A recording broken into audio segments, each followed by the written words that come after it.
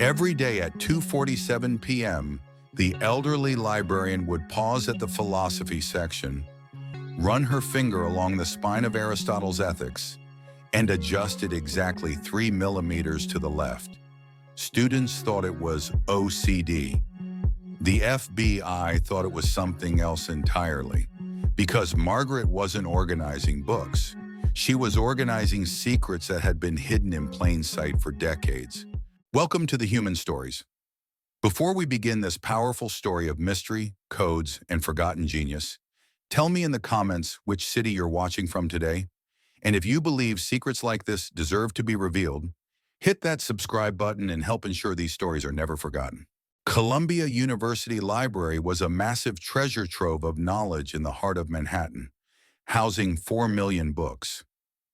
Every day, thousands of students, professors, and researchers pass through this temple of sacred silence, seeking knowledge and leaving with what they found. Among this crowd, Margaret Whitman, 67 years old, was an overlooked figure, gray hair always in a bun, thick frame glasses perched on her nose, a 50-year-old cardigan faded in color but clean.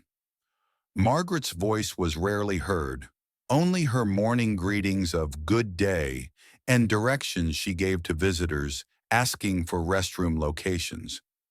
She had maintained the same routine for 7 years, arriving at 8:30 a.m., placing her bag in the staff locker, then beginning her duties.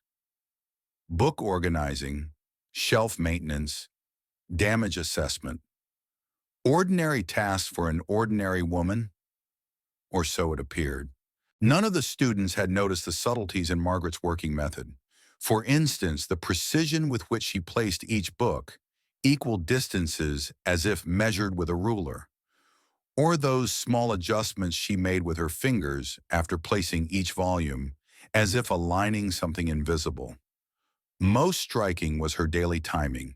Every day at exactly 2:47 p.m., she would stop at the philosophy section and move Aristotle's Ethics 3 millimeters. James Peterson was a philosophy graduate student who used this book at least twice a week. Initially, he had interpreted Margaret's action as mere perfectionism, but after weeks of observation, he began to notice a pattern. It wasn't just Aristotle, different books every day, different sections, but always the same precision, perfectly measured movements, millimeter by millimeter adjustments, and always at the same times. James couldn't satisfy his curiosity. One afternoon, he decided to secretly follow Margaret. What he saw shocked him. Margaret wasn't simply moving through the stacks. She was dancing. Every movement that appeared ordinary to the human eye was actually calculated, a measured choreography. As James watched, he noticed Margaret pull a small device from her bag. At first glance, it looked like a magnifying glass, but when held to the light, there was a metallic glint to it. She was holding it to the pages of books. As if she wasn't reading, she was marking. Heart pounding, James moved closer.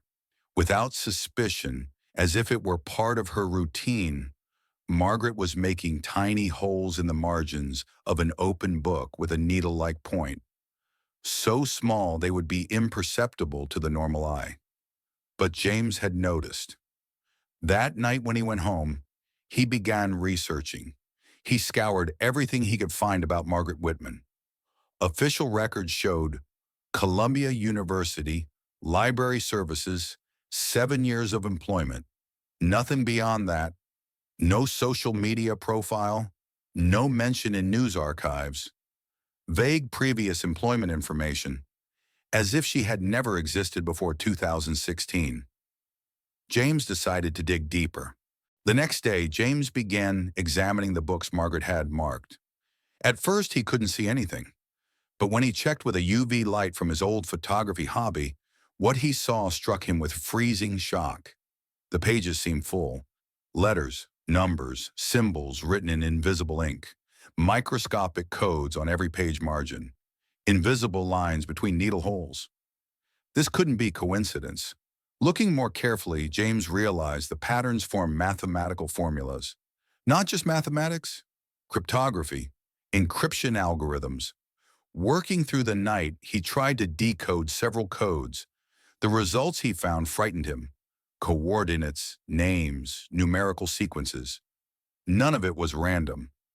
This woman was using the library's books as a database. But what data was she storing? James consulted his friend Dave from the university's computer science department, giving him clues without revealing the topic. Dave recognized it immediately. This resembles old encryption methods used by the NSA. 80s, 90s. Military-grade cryptography. James's blood ran cold. When James went to the library the next day to confront Margaret, the woman wasn't there. When he asked the staff, they said she had taken sick leave. But James didn't give up. He tried to access Margaret's personnel file, unsuccessful. He requested security camera recordings, denied. Then he decided to research through a different avenue. He began scanning old news archives where he might find records of former NSA and CIA employees. After hours of searching, he found a blurry photograph in a 1995 Washington Post article. Female cryptologist retires from NSA's most secret division. The woman in the photograph was younger, with shorter hair, but the facial features were familiar. Margaret Whitman. The information in the article fascinated James. 25 years at the NSA, served on the most critical encryption projects of the Cold War era, specialized in deciphering enemy country communications. She had managed a project called Operation Silent Library, developing new methods for hiding state secrets among the public. Then in 1995, she had suddenly disappeared. According to official statements, retirement and privacy request. But James now knew the truth. Margaret hadn't retired. She was continuing her mission in plain sight, in a place where no one would suspect, in the library. That night, James returned to the library. He gained entry by telling the night security guard about a research project. Now he could read Margaret's codes. Every book was a data repository, every shelf a server, every section a different security level. Philosophy section, high security government documents. Mathematics section, encryption keys. History section, operation records. Literature section, agent identity information. Columbia University Library was America's largest secret archive, and Margaret had been operating this system single-handedly for 7 years. James found the FBI's public number in his phone directory, but just as he was about to call, he heard a voice. "You won't do that?" When he turned around, he saw Margaret, but this time not in a cardigan and glasses. Black pants, dark jacket, professional posture. "Hello, James. I knew you would start getting curious. Who are you?" James's voice was trembling. Margaret smiled. "I'm Margaret Whitman, a citizen who served her country for 42 years and continues to serve in a different way. Isn't this illegal, placing classified information in library books?" "James!" Margaret sat in one of the chairs. "You're a history student. You should know how information is preserved, how it's transmitted. How did the Library of Alexandria perish?" James couldn't answer. Fire, war, negligence. Thousands of years of knowledge vanished in an instant. I cannot allow the same mistake to be repeated. "What information is this?" Margaret stood up. "Records of America's most critical operations from the last 50 years. Encryption keys, agent lists. If the country comes under attack and all digital systems collapse, this information will be safely stored here. So what are you doing here?" "Protecting, updating, and when the right time comes, I'll transfer it to the right people." James was confused. "I should report this to the FBI." Margaret smiled. "If I wanted the FBI to find me, they would have. They're not unaware of this system, James. I'm just on an invisible assignment." That night when James went home, He didn't report anything because he understood that some secrets needed to be kept. Margaret returned to the library the next day with her gray cardigan, thick glasses, and quiet routine. But now James knew the greatest heroes were sometimes those who appeared most ordinary.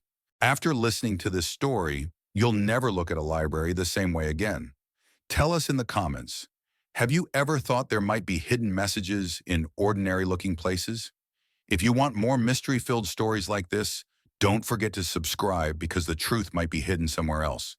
And if this story moved you, don't forget to share it, because real heroes are people who serve silently, and their stories deserve to be told. See you in the next story. Until then, when you're reading books in the library, don't forget to take a look at the margins.